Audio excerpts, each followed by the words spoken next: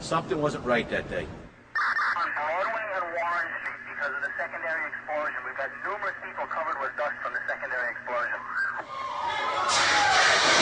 Pfeiffer was the first chief into the building. Right away, a guy from the Port Authority told him the damage was somewhere above the 78th floor. But all you had to do was look around. It was obvious. Something had happened right there in the lobby. You just saw that all the windows were blown out. The lobby looked like the plane hit the lobby. NBC's Pat Dawson is close to the scene of that attack. Pat? Just moments ago, I spoke to the chief of safety for the New York City Fire Department. He received word of the possibility of a secondary device, that is another bomb going off. There was another explosion which took place. According to his theory, he thinks that there were actually devices that were planted in the building. Very strong. Boom! An explosion so hard that pushes upwards. Upwards. Rick Sanchez has been there throughout this morning for us. Rick, tell us where you are and what the latest is. I spoke with some police officials moments ago, Chris, and they told me that they have reason to believe that one of the explosions at the World Trade Center may have been caused by a van that was parked in the building that may have had some type of explosive device in it. Jack, what can you tell us happened first in New York?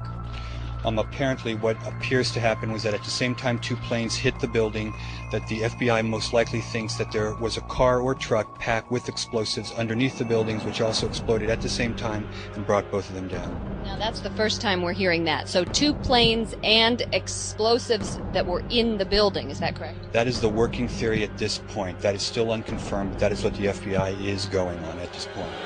We had that big explosion from much, much lower. I don't know what on earth caused that. We've heard reports of secondary explosions after the aircraft impacted, whether in fact there wasn't something else at the base of the towers that in fact were the coup de grace to bring them to the ground.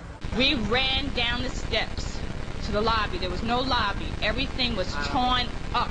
So we continued down the stairs. We came outside in the lobby. There was no lobby. The lobby was totally gone. Did you see other people? People. There's a woman there with her face blown off.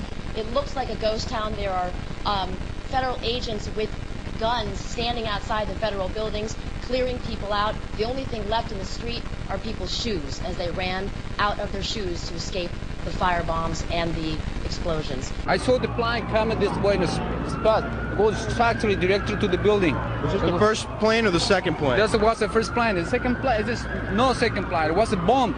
Bombed in another building, not second plane. That was a bomb. Like, it sounded like gunfire, you know, bang, bang, bang, bang, bang, and then all of a sudden, three big explosions. You know, it was boom, boom, and the floor started shaking. And then we saw debris fall down, and next thing we know, we had to get out of the building. We stuck on the stairs for a while. We finally got down to the lobby. Then we get to the lobby, it was this big explosion. At 10:30, I tried to leave the building, but as soon as I got outside, I heard a second explosion and another rumble. And then a fire marshal came in and said we had to leave because if there was a third explosion, this building might not last. It just went ba-boom. It was like a bomb went off. And it was like holy hell coming down them stairs. And then when we finally got to the bottom, they were coming out on mezzanine level there. And another explosion came right from it because everyone flying. What did we do? We made it outside. We made it about a block. We made it at least two blocks, and we started running. Floor by floor, instead of popping out. It was if they had detonated. Yeah, if they were planning to take down a building. Boom, boom, boom, boom, boom, boom, boom. All the way down. I was watching it and running. Just ran. As we were getting our gear on and making our way to the stairway, there was a heavy-duty explosion. A truckload of explosives was discovered around the George Washington Bridge. That bridge links New York to New Jersey over the Hudson River. Whether the discovery of those explosives had anything to do with other events of the day is unclear, but the FBI has two suspects in hand, said that enough explosives were in the truck to do great damage to the George Washington Bridge. Yeah, here's one of the guys who can tell you I'm okay, all right? Here, hold on. You want to call your mother or something? You gotta get back from here. I know that. You gotta get back. All right. Don't worry about me. You need to make calls right now. All right. Bomb in the building, start clearing out. Sorry, you said it's a bomb? What'd you say? A bomb in the building, start clearing out. Got it. Started walking down the stairs. We made it to the 8th floor. Big explosion. Flew us back into the 8th floor. You hear that? Keep your eye on that building. It'll be coming down. Building is about to blow up. Moving back. All right, guys. We are looking back. There's a building about to blow up. Just in the last few seconds, another building, building number 7, one of the buildings in support of the World Trade Center towers, has collapsed. This is no small building, as you can see, at 47 stories. It would stand out in most American cities. The Red Cross rep was like, he goes over and he says, well, you got to stay behind this line because they're thinking about bringing the building down. They didn't say what building, they just said bringing a building down. So we're like, okay, you know, we'll take their word for it, you know, we'll stay behind the line. And he went over and he talked to one of the, through all the commotion, he goes over and he asked one of the Red Cross, or one of the firefighters, what was going on. I guess, I don't know if he got an answer or not. He came back over with his hand over the radio, and it sounded like a countdown. And at the last few seconds, he took his hand off, and you heard 3, 2, 1, and he was just saying, just run for your life, just run for your life. And then it was like another 2, 3 seconds, you heard explosions. Like, boom! It's like a distinct sound. It's not like when in compression, like boom, boom, boom, boom, boom, like floors that were dropping and collapsing.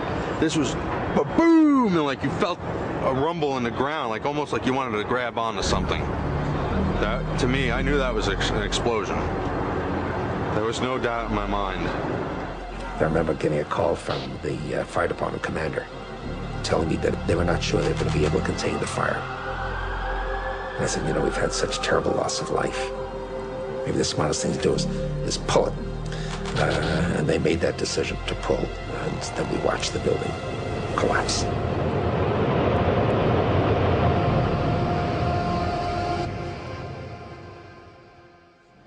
We got down to the 3rd floor, and that's where the stairwell collapsed on us. And we had to dig our way out. Now the building's coming down. We can't see nothing. Once again, saying our prayers. You know, the show's over here now. This is it. And with that, all of a sudden, we're looking for another stairwell. Me and the lieutenant open the door. We find a body in this closet. We were like, what the heck is that? Where did this come from? Holy shit, what's going on here? Something's crazy going on. We got our way out of the 3rd story, and that's where the maintenance fella with a little flashlight saved our lives. He was pointed over, and if it wasn't for him, we never would have found another stairwell. The building would have collapsed. So Willie Rodriguez? Willie Rodriguez. Thank you, Willie. He saved our lives. Saved about 12 guys' lives that day. At least. We got down to the lobby, and everything was blown out, exploded. Everything was. And we were the only ones in the lobby now. We're going, wait a second here. Where is everybody? We was just, you know, you think about it, you say, something else had to go on here. Something else was going on here. This just don't happen like this if when a plane hits the 80th floor of a building and the lobby gets blown out. Sorry. I don't care who you are. We're like, how is this happening when the plane was up 50 more stories and the stairwells collapsing on us? Something wasn't right, man. Something wasn't right in Denmark that day. For every window in the lobby to be exploded. I mean, them windows were like as thick as forget it. They were 2-3-inch glasses, you know, come on. They exploded out of the lobby, you know, something, it wasn't from the jet fuel. No way. The elevators exploded. They were down from the lobby. The lobby was over here. That should never have happened. Something would happen there, and that wasn't. We came down. It looked like a bomb went off in the lobby. There was no fire. It just looked like a bomb went off, and the building collapsed. The time and the things that went on between the plane and by the time the buildings came down, there was a lot of things that happened. It makes you really wonder what went on there. And that's you know, it's too much. It's too much. It's too much. There's too many things that went wrong that I mean, I don't, like, you know, I'm not, I guess, an expert on a plane in the building, but just me being in there and experiencing what I seen and dealt with, something wasn't right that day. And I think everybody in that lobby knew it, because you look at their faces and you could see fear, death, destruction happening in seconds.